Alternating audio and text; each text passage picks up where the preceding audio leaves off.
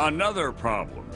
Gander has only 500 hotel beds for almost 7,000 unexpected guests. Local schools, churches, and Legion halls must be converted into makeshift dormitories filled with sleeping bags, blankets, and cots. It is only as the passengers are settled around Gander that they see for the first time images of the devastation back home. There's the plane, you can't miss that.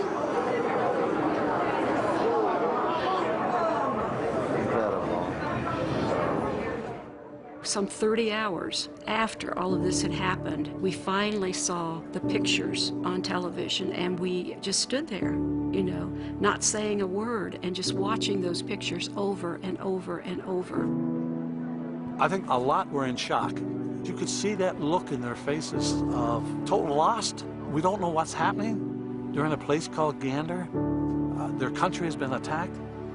They're talking thousands of people that may have perished. What's happening? What is happening here? I apologize to the families of people that are lost right now.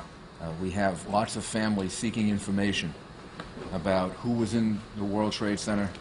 Did they get out? Didn't they get out? Are we able to recover them? Aren't we able to recover them?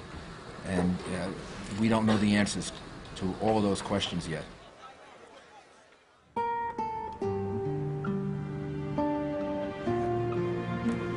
Hannah and Dennis O'Rourke are staying at the Canadian Legion Hall in Gander. By now, they've learned that their son Kevin had been one of the early responders at the World Trade Center and that he is among the missing. I seen on the TV what happened to the Twin Towers.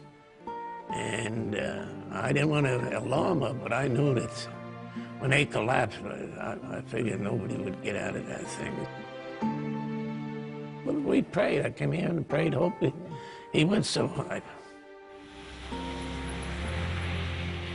It is reality, you know, as far as in the city of New York, that you are going to lose, lose some of your fellow brothers, battling the Red Devil.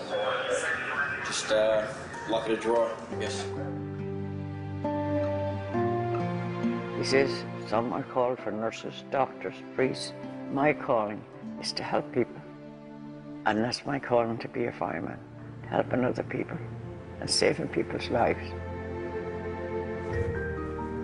This is an effort involving people that came in on half a day's notice.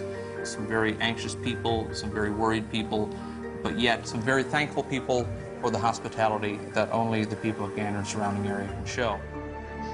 These strangers are just taking us into their home. And it was not just taking us into their home. It was, here's the bathroom, here's fresh towels, here's the refrigerator, there's plenty of food. And then what they said is, now you know where the house is. The door is open. I gotta tell you, this experience with your town has just been beyond belief. We were buying some clothes earlier for the extra day stay, and the shopping clerk actually invited us to her house to take a shower. So it's been like that ever since we've been here.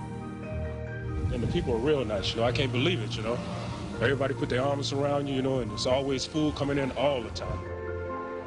There's not one person that we have come across who hasn't offered to help us in some way. It's overwhelming. They didn't think of themselves at all at any time. And they'd be in that kitchen and working all day and work the night. It didn't faze them, so they were there for you. Other than her daily walk to church, Hannah O'Rourke refuses to leave the Legion Hall. Beulah Cooper, the Legion Hall organizer, can't help but notice her pain. My son is a fireman, but I know this is not New York. And your heart really went out to them.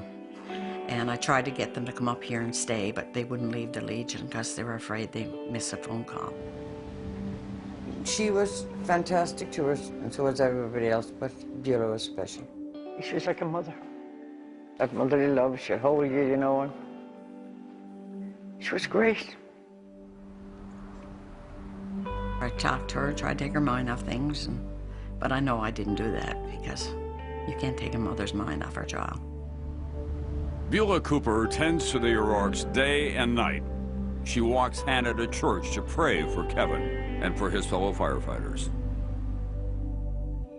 The community, the love that they have, you could feel it every place around, They keep telling you, keep your faith, he'll be fine, you'll find him, he'll find his way out. I says, if anybody can, Kevin will, you know. So, it was in God's hands.